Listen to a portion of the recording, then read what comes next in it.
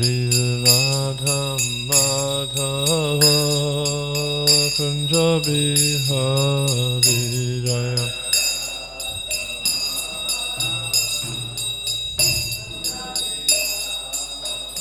Jaya Radha Madhava Kunja Bihari Jaya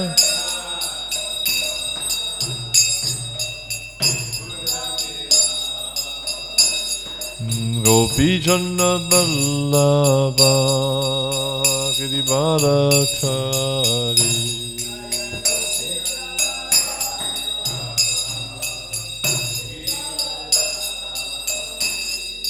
Gopi Chanda Ballabha Girivarathari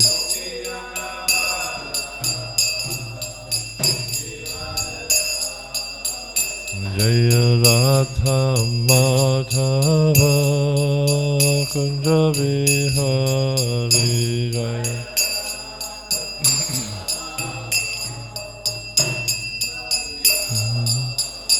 Jaya Radha Madhava Kunja Bihari Jaya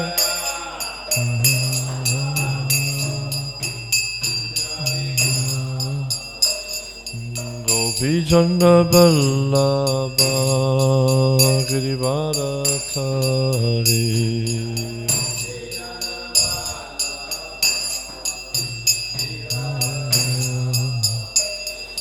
Gopi Chanda Ballabha Girivarathari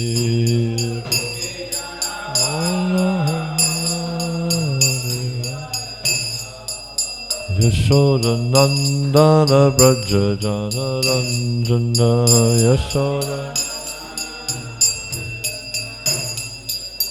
Yashoda Nandana Braja Jana Ranjana Yashoda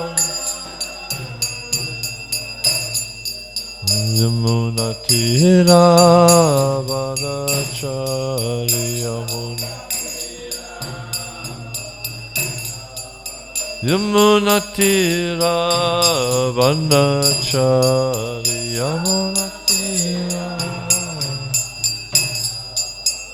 Jaya Radha Madhava Kunja Bihari Jaya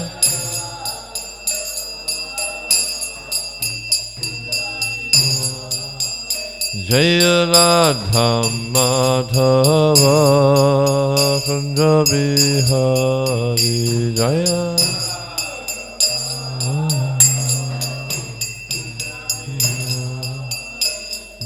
Gopi Chanda Ballabha Girivarathari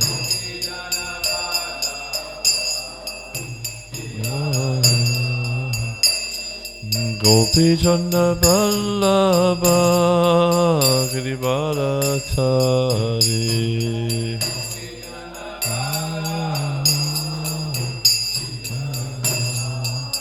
Yashoda Nandana Braja Jana Ranjana Yashoda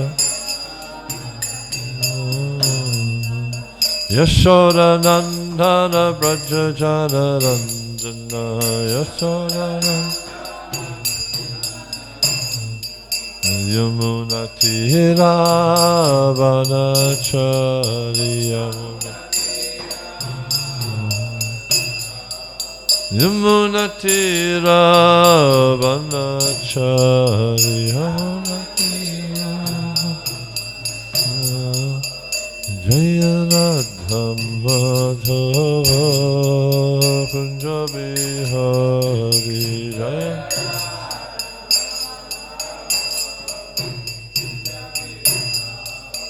Jaya Radha Madhava Kunja Bihari Jaya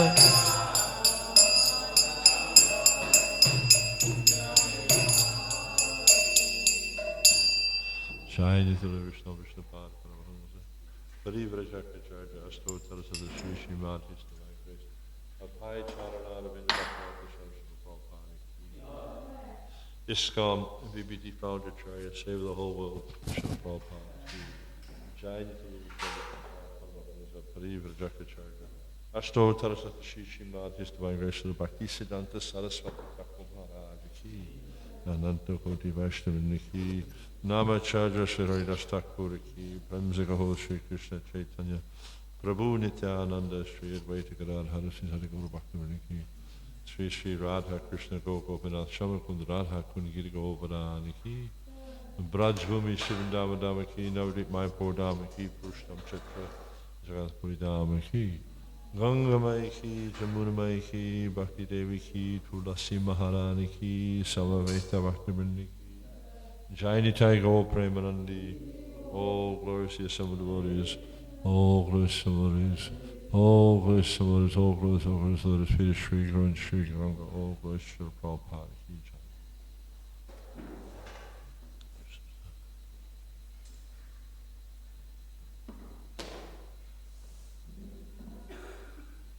Jaya Jaya Sri Caitanya Jaya Nityananda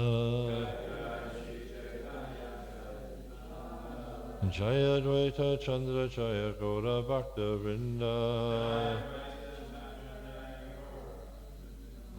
Jaya Jaya Sri Caitanya Jaya Nityananda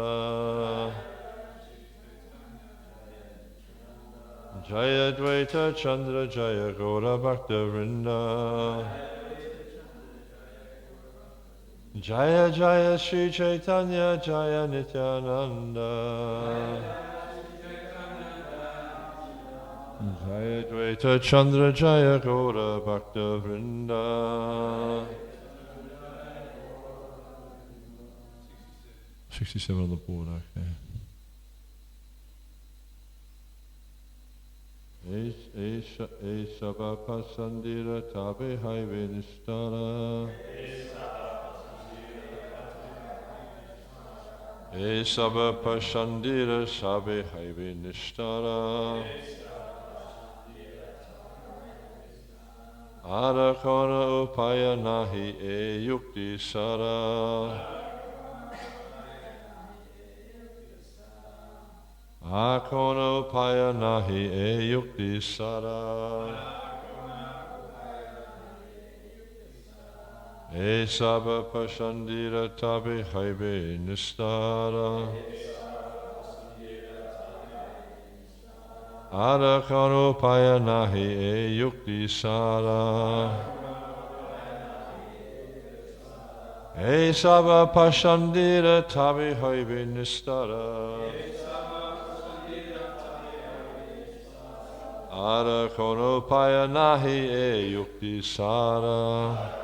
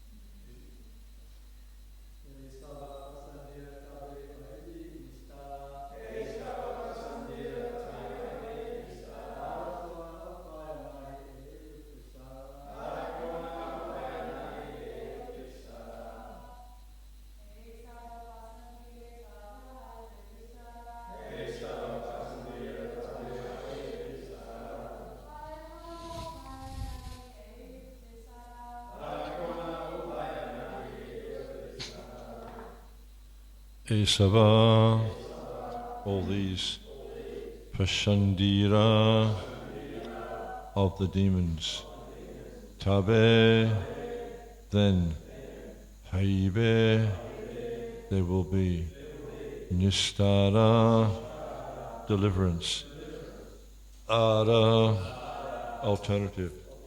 Kona, some. Upaya means nahi, there is not. This yukti of the argument. Sara, essence. Translation. All the unfaithful rogues of this world can be delivered by this process. There is no alternative. This is the essence of the argument. Responsibly, all the unfaithful rogues of this world can be delivered by this process. There is no alternative. This is the essence of the argument.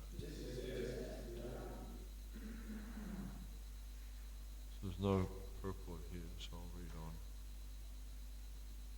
Edrida yukti kari prabhu achikhare Keshava parati aila nadia nagare. After coming to this firm conclusion, the Lord continued to stay at home. In the meantime, Keshava Bharati came to the town of Nadia. Prabhu Tandri Namaskari Kaila Nimantrana Bhikshakarai Yare Kaila Nivedana. The Lord offered him respectful obeisances and invited him to his house. After feeding him sumptuously, he submitted to him his petition. With a short purport. According to the system of Vedic society, whenever an unknown sannyasi comes to a village or a town, someone must invite him to take prasad in his home. Sannyasis generally take prasad in the house of a brahmana, because a brahmana worships the Lord Narayan Shila, or Shalgram Shila, and therefore there is prasad that the sannyasi may take. Keshava Bharati accepted the invitation of Sri Caitanya Mahaprabhu.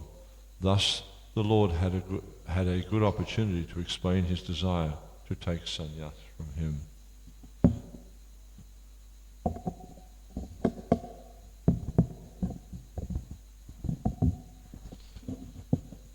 So, another quite extraordinary pastime of the Lord Chaitanya Mahaprabhu being explained here. And there's different aspects of this pastime that we can explore. And one is, we see how Keshava Bharati is a sannyasi. He's traveling around and just depending upon the Lord's mercy. It was interesting, I was listening to a class yesterday and Prabhupada was explaining how a brahmana, someone who's actually, not someone who wears a brahman thread, but someone who's actually a brahmana, has full faith in the mercy of Krishna. So a brahmana will make no arrangements to feed himself, to whatever. He just depends upon the mercy of the Lord. And then Prabhupada was explaining that a Kshatriya has less faith, a Vaishya has less faith than that again, and a Shudra has no faith. There's no faith that Krishna is going to protect him. Therefore, he has to make all these different arrangements to maintain, especially in terms of eating. And so we see here how Keshava Bharati as a sannyasi was traveling around and he was not making any arrangements for his arrangement. And a sannyas is actually the ultimate purification of a brahmana, that when a brahmana makes advancement in devotional service and wishes to purify themselves even further, then they come to the position of sannyas. And I think Alalnath Prabhu was explaining yesterday how the different varnas, the path of, the various divisions of the path of bhakti. We see, like with someone who's a brahmana, then they go through all the four ashrams. They brahmachari, they're married, then vanaprastha, then sannyas. Whereas a kshatriya, they'll do the first three, but they won't do sannyas. Then someone who's a vaishya, they do brahmachari for some time, then they get married. If someone who's a shudra, they just get married. So you see, according to, as Krishna says, guna karma vibhagasaha, that one's understood, one's nature is understood according to their guna, according to the modes of nature that affect them, and according to their activity, what activities they do. And you can easily understand the nature of a person by their activity. And not just by their activity, because sometimes we see Vaishnavas may, out of necessity, do activities which are not common to their disposition. And we see this all the time. I was talking with, I think it was Ram Prasad I was talking with yesterday about Ramai Swami, for instance. He's actually quite over the past few months I've had a bit of opportunity to associate with him. And I've seen how he's very much inclined to, obviously he's very Brahminically, like studying and preaching, yet still I see that whenever there's something that needs to be done, he'll do it. I remember some years ago, there was, when the Sydney temple was in Darlinghurst, there was no, the temple president had left and there was no one to take on the service, so he took on the service. And the Sydney temple was quite a low ebb at that point in time. And so, he was cleaning the toilets, he was taking out the trash, he was doing all these different tasks because they had to be done. And this is the nature of a Vaishnava. A Vaishnava will do whatever is necessary to push on the Krishna consciousness movement, even though it may not be their disposition to do these things. And they'll do it with enthusiasm, not, why do I have to do this sort of mood, but with enthusiasm they'll do it, knowing that this is pleasing to Krishna. And even there's an interesting story one time. Prabhupada was giving class, and I think this was either in San Francisco or Los Angeles, somewhere on the West Coast. And one of the devotees was cleaning the floor, but she wasn't very happy about having to clean the floor. So she was kind of like half-heartedly cleaning. Prabhupada, he got off the Vyasasana, he came down, he got down the floor, and he said, no, not like this, like this. And he showed her how to clean the floor with enthusiasm. So we can see the nature of Vaishnava is that they will do whatever is necessary. But getting back to this description here, we can understand one's varna by what they're naturally drawn to. And an interesting story that can demonstrate this is when the Pandavas were in exile and they were traveling around, and they went to the kingdom of Drupad, because there was Draupadi Swayamvara, and Draupadi was being offered in marriage, and so the Pandavas they heard about her qualities and they were very attracted to her. So then what happened was Arjuna, there was a competition where Drupad had fixed a fish high up in the roof, and there was a rotating wheel in front of the fish. So as the spokes, the spokes could easily block the view of the fish. And what the potential suitor had to do was he had to look at a pot of water on the ground to see the reflection of the fish, and then he had to shoot the arrow while looking at the reflection and pierce the eye of the fish. And so for Arjuna this was not a very difficult task, and so he easily was able to shoot the eye of the fish. And then so it's interesting because no one knew it was the Pandavas. They were dressed up as Brahmanas, but Krishna and Balaram were there. And then Krishna, he said, I think this is Arjuna. And see these other four over here? This is Yudhishthira, Bhima, Nakul, and Sahadev. Krishna could actually obviously understand who they were. And he was explaining this to Balaram. And so anyhow, Arjuna won Draupadi's hand in marriage, and they went back to the potter's cottage where they were staying. And the story, I think, is relatively well known. How they came to their mother Kunti and said, "Oh, mother, see what prize we have brought you." And she just said, "Oh, share it amongst yourselves." And so I'm not really explaining that story. But what happened was Drupad was concerned because it was his heart's desire that his daughter would be handed over in marriage to Arjuna. And he was really concerned, although he did have great respect for the Brahmanas, he was quite concerned that his daughter was being handed over to Brahmana. So he wanted to find out first is this the Pandavas? And if not the Pandavas, are they Kshatriyas? Because he wanted his daughter to be handed over to Kshatriya. And so then he asked his son Dristajumna to follow the Pandavas back to where they were staying. So Dristajumna did that, and he went back to he followed them back to the potter's cottage, and they went through because it was in the afternoon, it was getting towards the evening, and so they had the meal and etc. And then when they laid down to sleep, the five brothers they laid next to each other, and Draupadi was at their feet, and they started to talk while they were lying down in the sleep. And so Dristajumna was close by in a bush, and he was hearing this, and they started to talk about weapons and astras and battle formations and all this sort of stuff. And then from this conversation, Dristajumna could understand that they were Kshatriyas, because the Kshatriyas are just naturally drawn. And so we can see our nature. There's an interesting story also that happened in Mayapur.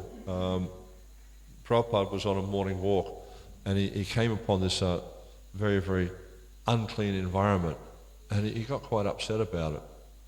And actually so much that morning in the class, he started to talk about it. And he said you can understand a person's nature, because when they come into an unclean environment, if they find that unclean environment repulsive, then you can understand they're in the mode of goodness. But if they find that unclean environment, this is not bad, this is okay. Just like you can understand that's their nature. Just like you can see in Vrindavan sometimes, I don't know if anyone's ever been there when they clean out the gutters in Vrindavan, the smell is just incredible. It's just such a bad smell. But you'll see the pigs, they're lying in the gutters. They find that quite a palatable situation, even though people will pass urine there in the gutters. And actually I saw one time I was in Vrindavan, and there was a mother with a toddler. It was only like maybe a 2-year-old child holding the hand of the toddler, and the toddler's passing stool. This pig comes along and pushes the toddler out of the way to eat the stool.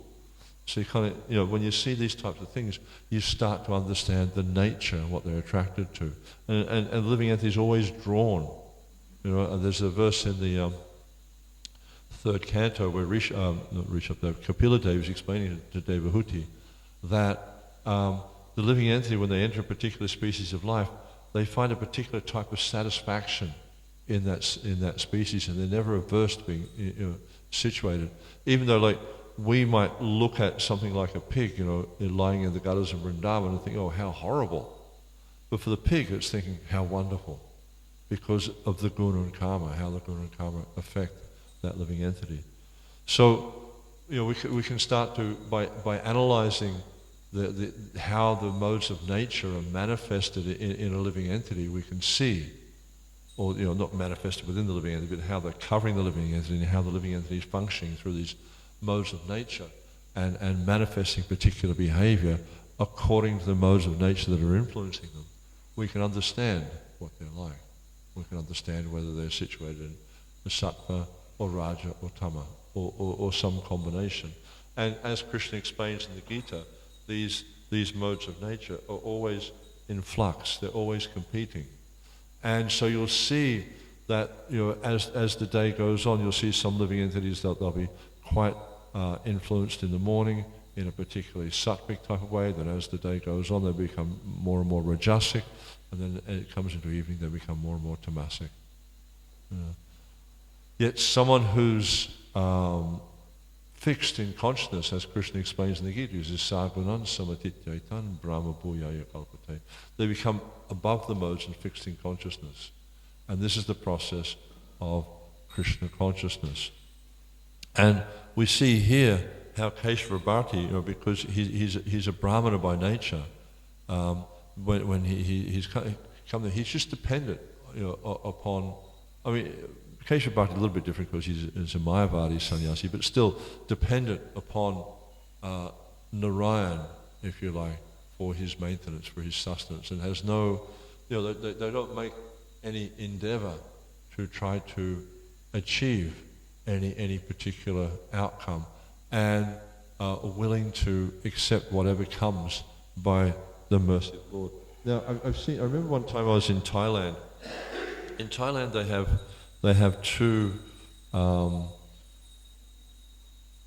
classes of Buddhists there. I can't remember the names, but I can remember it looked like one group they dress in like a purple colour, I think, and the other they dress in a brown colour. The ones that dress in a brown colour are a bit more renounced. The ones that dress in the purpley colour, they're a little bit more materialistic. Anyhow, they have this. They go out every day and they collect alms, and the concept is that whatever is put into their bowl, they'll eat that. But they do have discrimination. They're not completely surrendered to whatever comes. So sometimes you'll see they'll reject things. So the principle's there, but they're unable to follow it because they're dictated to by their tongue, by their senses. Yet we see someone who's like living their life as a brahmana or as a sannyasi. Whatever comes by the mercy of Krishna, they're willing to accept that. But you'll see someone who's not Brahminical in their nature. Whenever something comes that's unfavorable, they'll try to change that. But you'll see someone who's actually a brahmana. Whatever comes, whether it's favorable or unfavorable, they just accept that as the mercy of Krishna. And this is how we can understand the nature. So Keshava Bharati was like that. Whatever was coming from arrangement with the Lord, he was willing to accept that. And as Prabhupada's explaining here, the Vedic culture is that whenever an unknown sannyasi comes to a village or town, someone must invite him to take prasad in his home. And we see this is quite common even within ISKCON, that when a sannyasi is visiting a temple, then the devotees will invite the sannyasi to come to their house and take prasad. And the principle here is it's not about the sannyasi eating sumptuously and filling their belly, although sometimes it does happen that devotees do become attracted. The whole concept is to invite the sannyasi to your home so you can hear transcendental knowledge. Because the whole system, the whole Vedic system, is geared towards elevating our consciousness in terms of Krishna consciousness, so we can actually become Krishna conscious. This is what the Vedic system is about. It is directing us towards the lotus feet of Krishna. Because any other activity in this material world actually is defined by our acharyas and by Krishna himself as sinful activity. If we're doing something that's not directed towards Krishna, this is actually papa, sin. Because our intrinsic nature, our dharma, is what's that verse in the second chapter? Savai pungsam paro damo yato bhaktir hoituki apratihat yayatma suprasidati. The supreme occupation dharma for all living entities is that by which they achieve loving devotional service to the personality of Godhead. It says yayatma suprasidati. This is actually the only thing that will satisfy the self, is when the self comes into contact with God. Because this is our intrinsic nature. As Lord Caitanya explains, Jivera Surupahoy, Krishnera Nitidas, Krishnera Tatasta Shakti, Beda Bed Prakash. That the living entity, that our position is this Tatasta Shakti, and Krishnera Tatasta Shakti. We're Krishna's Tatasta Shakti. We're a manifestation of Krishna's energy, simultaneously different and not different from Krishna. A little bit of a concept to kind of get your head around, to be different but not different. But that's the way it's explained.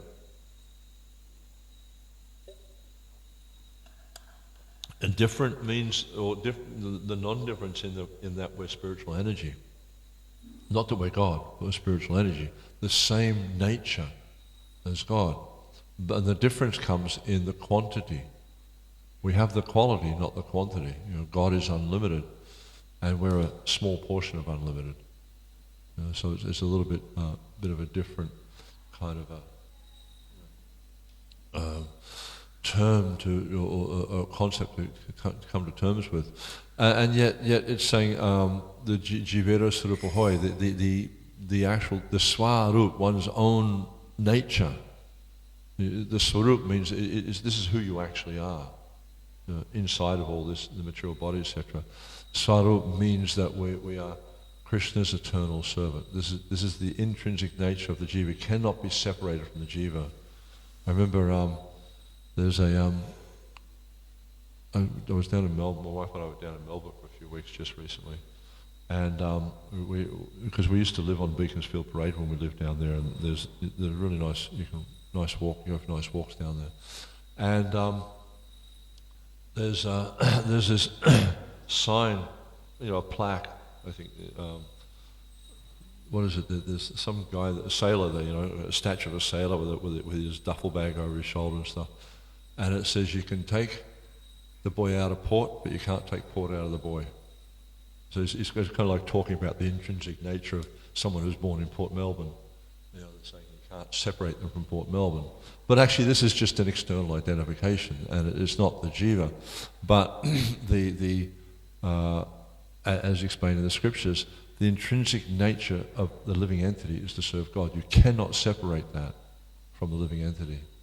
It gets covered over, and we find that in this material world, very few people understand that. Very, very rare. And this is described in the Bhagavad Gita and also in the Caritamrita, how this position of the living entity coming to devotional service is very, very rare. And this is what is this whole chapter of the Caritamrita is describing that.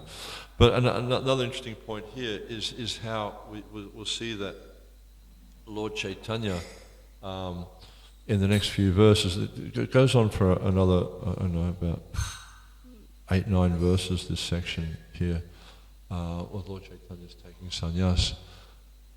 And it's really interesting because, the desire developed to take sannyas, and then Kesava Bhakti, he just stayed at home. He didn't make any endeavor. And Kesava Bhakti came along. So again, he's also manifesting the Brahminical qualities there. He has a desire, but he's not going to go to some extent to change the external situation, but depend upon Krishna. And we see all throughout these pastimes of Lord Caitanya, he's demonstrating to us how to practice devotional service.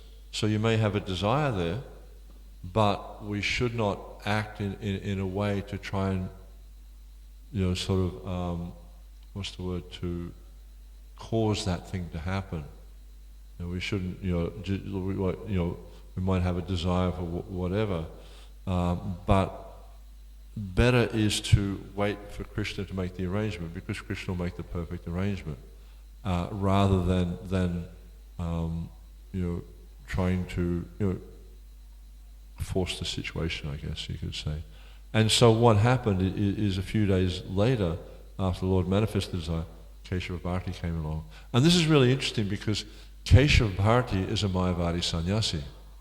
And so we see that here is the Supreme Personality of Godhead taking sannyas from a Mayavadi sannyasi, which in a sense is quite, it's unusual to say the least. And what happens is when one takes sannyas, I remember Mukunda Maharaj telling me the mantra one time, I can't remember, it's a verse from the Bhagavatam, but it's actually glorifying Krishna and his pastimes in Vrindavan. So obviously someone like Kesava Bhakti, because he's a Mayavadi, doesn't understand this aspect of the philosophy. So this description is there, how Lord Caitanya actually whispered in his ear what the mantra was so that he could give the mantra back to him. So, Lord Caitanya, in essence, initiated him into Vaishnava sannyas so that he could be his sannyas guru. So, sometimes the pastimes of the Lord are quite extraordinary. Actually, they're always quite extraordinary.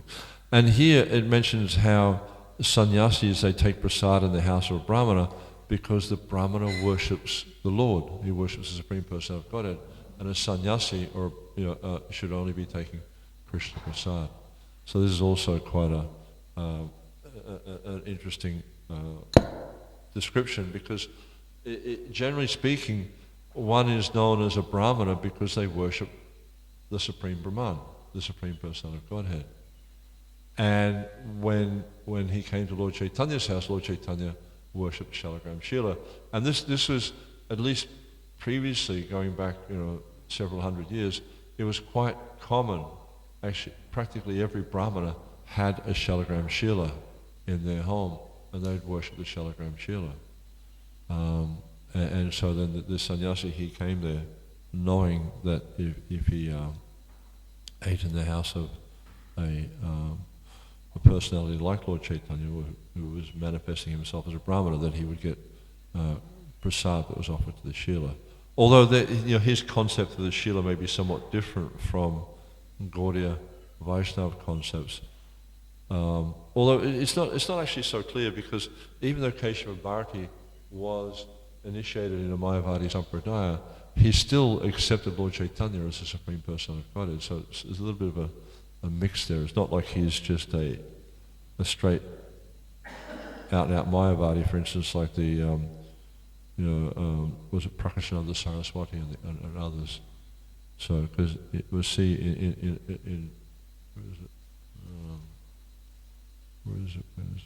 Yeah, he says in verse 70, the next verse, he says, "Sir, you are directly Narayan, therefore please be merciful to me." Oh no, so it's Lord Chaitanya saying that. Keshava Bharati replied to the Lord, "You are the Supreme Personality of Godhead, the Super Soul. I must do whatever you cause me to do. I'm not independent of you." So obviously he had some realization of the nature of Lord Chaitanya, and he accepted him as God. And this pastime also is quite interesting, because what had happened, if we go back a few verses, we'll see how Lord Chaitanya's, he was in this ecstasy of separation. He was chanting Gopi, Gopi, Gopi, Gopi, and one of his students came there and criticized him. And, "Why are you chanting this? You should chant Hare Krishna, because by chanting Hare Krishna, the Yuga Dharma will deliver you from material world, etc. So why are you chanting this?" He was correcting. The student was correcting the teacher. And Lord Chaitanya, he manifested anger to chastise him, because he wanted to play out this pastime, obviously. He manifested anger to chastise him, and he started to chase him with a stick. And the student ran away. And then he went and complained to other students about how this Nimai Pandit is actually, he's trying to beat me, and we should, if he does this again, we must punish him, and things like that. So that he's not actually understanding who Lord Chaitanya is, obviously, but also not understanding the position of the gopis and their elevated consciousness and how they're completely absorbed in Krishna. And we see also earlier on there was another manifestation. I can't remember the story. It's in this chapter here. One of the students also misunderstood the philosophy of Lord Chaitanya. Where is it?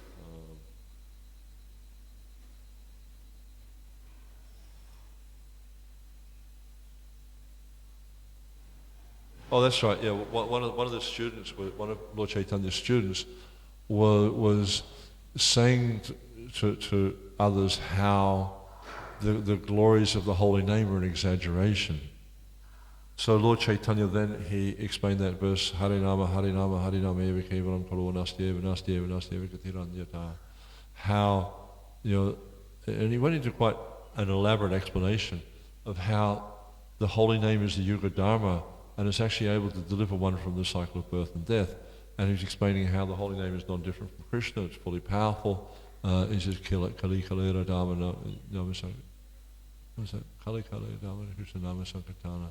I don't remember the verse completely, but he was also explaining the nature of the holy name. And so if we look at this chapter, it's really, it begins by talking about Lord Chaitanya's wonderful qualities, but in essence the whole chapter is focusing on Lord Chaitanya's merciful manifestation and how he acts in a way to deliver the conditioned living entities. And so what's happening here in this section, these few verses here, is because these students essentially are atheistic. They don't really understand the philosophy of Krishna consciousness, and they've actually become quite offensive to Lord Chaitanya, because they're thinking to correct him, but also they're thinking to punish him because he's manifested anger. And so essentially they're atheists, and this is what Lord Chaitanya, he uses this word here, Pashandi. Pashandi means basically an atheist or an offender. And so he's devising a means or devising ways to help people overcome their sinful activities, their sinful reactions, because if we are absorbed by sinful desires and sinful reactions, we cannot accept the process of bhakti. It's practically not possible to accept the process of bhakti when one's absorbed in sin. And so he takes he develops this idea of taking sannyas, because, okay, when I take sannyas, because of the culture, they'll be forced to offer obeisances to me. And that way their hearts will become purified because they offer obeisances to me. So we see how, and this is really demonstrating an important part of Lord Chaitanya's mission and his mood of delivering the fallen conditioned souls. And if you look at this chapter, I got a few notes here. There's many wonderful, pastimes described in this chapter, demonstrating his mercy upon the fallen conditioned souls and also upon the devotees. So it starts off in the first few verses how he gave mercy to Sachimata when he manifested Mahaprakash Leela. He manifests different forms, and then he explains the Harinama verse, and then there's the episode of Gopal Chapal. How Gopal Chapal was he tried to defame Srivas Thakur. He placed the Durga worship paraphernalia at the door, because he was out of envy, because he wanted to come in and hear the kirtans, but he wasn't suitably purified. He wanted to come and hear the nocturnal kirtans, but he was barred, as were many. And so he, as a reaction, Srivas Thakur, he's very, very offensive to me. He's insulting me. So he thought he'd respond by putting this paraphernalia for Durga at the door to defame him. And then so when the Srivas Thakur, he opened the door in the morning and he saw all this paraphernalia for the worship of Durga, he called all the respectable gentlemen, just see, you can understand my nature, by this paraphernalia. So he wasn't bothered by it. And then actually the next day, Gopal Chapal, he developed leprosy in his nose, he was very attached to his facial features, especially his nose, he got quite severe leprosy. And then he went and stayed on the bank of Gopal Chapal went and stayed on the bank of the Ganga, because apparently leprosy is quite contagious. And one time he saw Lord Caitanya bathing down at the Ganga, and he went and begged Lord Caitanya. Actually he was critical of Lord Caitanya at first. But then he begged Lord Chaitanya for his mercy, and Lord Chaitanya said, no, you've offended Srivas Thakur, you have to get his mercy. And so in this way, Lord Chaitanya was giving him mercy, because he was instructing him how to overcome that offense. And actually Gopal Chapal became delivered. And then there was a whole lot of different pastimes. One time there was a Brahmana who cursed him to become bereft of material happiness. He was very happy for that. Then he punished Mukunda Datta. He manifested his anger upon Advaita, because Advaita, Mahaprabhu always addressed Advaita as his superior, and Nara, and all this. And Lord Advaita Acharya, he felt very uncomfortable about this, so he devised a plan to get Mahaprabhu's anger. And so then he started to speak Mayavadi philosophy, and Lord Chaitanya became very, very angry with that. So that was also quite... And then Murari Gupta, he wrote Ram Das on his forehead, because he's such a great devotee of Ram.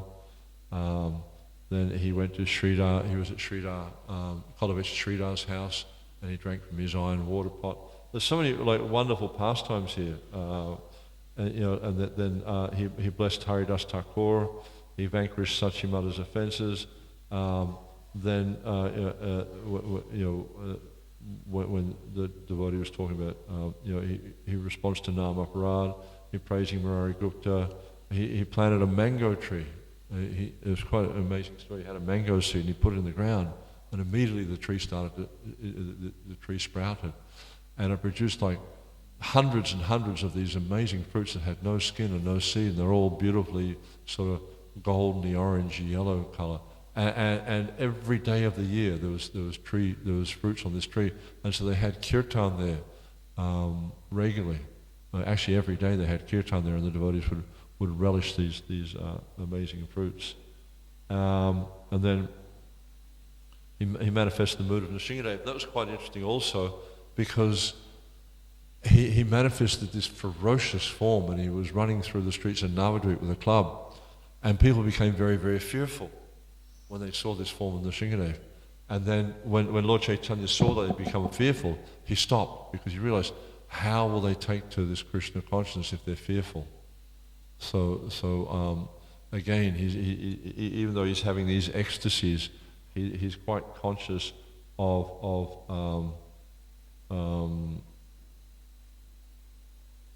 bringing them to the point of Krishna consciousness. And then after describing, there's about 16 different pastimes there. Then after that, this chapter describes the pastime of the Chandkazi, which is quite a wonderful pastime, how the Chandkazi was a Muslim.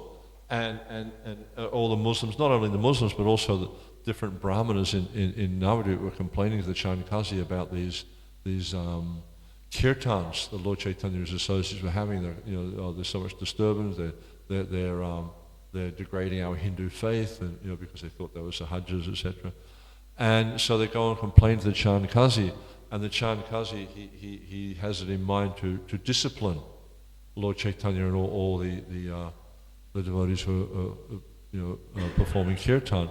So then he meets with Lord Chaitanya, and Lord Chaitanya, just through argument, convinces him actually that this chanting of Hare Krishna is the Yuga Dharma, and then Lord Chaitanya again, he bestows his mercy upon the Chandkazi, and the Chandkazi actually becomes very inspired in Krishna consciousness. And then there's various pastimes he performs in Srivasangam, the death of Srivas Thakur's sons. He gives mercy to Narayani. Narayani was the mother of Vrindavan Das Thakur, thank you. And then, Srivasa's tailor, so many nice pastimes there. Then he takes sannyas, and this again is him manifesting his mercy upon these atheistic students, because they're forced to, because the injunction is there that if you see a sannyasi and you do not offer obeisance, you need to fast for the day. And so people are quite attached to eating, so just by that they'll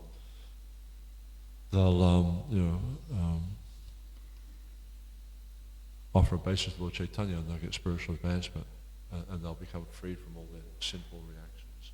So it's a wonderful chapter, and actually this is the conclusion of the Adi Leela. Adi Leela means the pastimes of Lord Chaitanya in his youth, and then we go into the Madhya Leela. This after he takes sannyas, then it goes into the Madhya Leela, and he goes to Puri, and so the Madhya Leela largely is covering the Lord's pastimes in Jagannath Puri, and his interactions with many wonderful devotees. Especially there's quite a lengthy section of his discussions with Rupa Goswami and Sanatana Goswami.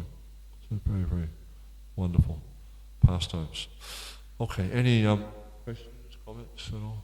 Yes, Manibanda, Gopal Prabhu.